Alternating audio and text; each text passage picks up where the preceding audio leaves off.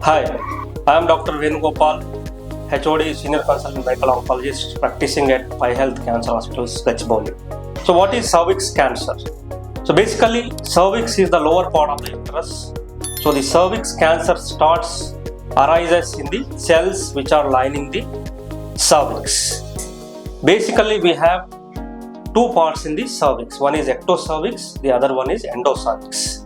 And commonly, the types of cancer, cervix cancer, what we see are two types. One is squamous cell carcinoma, the other one is adenocarcinoma. The squamous cell carcinoma predominantly starts in the ectocervix, mainly at the transformation zone, whereas the adenocarcinoma starts or develops from the mucin producing cells of the endocervix.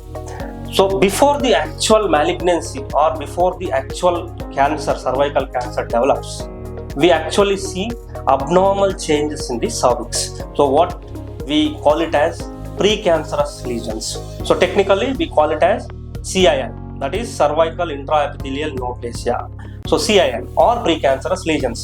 So again there are different types, but broadly speaking CIN1, CIN2, CIN3. So these are the precancerous lesions which we see even before the cervical cancer develops. CIN1 is much of the cervical tissue looks normal. That is, very little cervical tissue looks abnormal.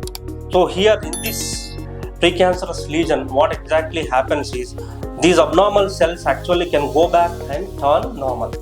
Whereas in CIN2 and CIN3, much of the cervical tissue looks very much abnormal, and these precancerous lesions have a very high risk of developing into cervical cancer.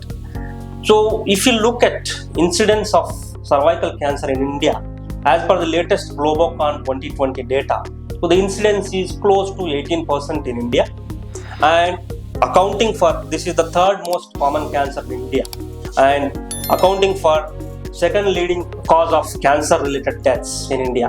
So these statistics and figures tells us what is the burden of cervical cancer in India even today.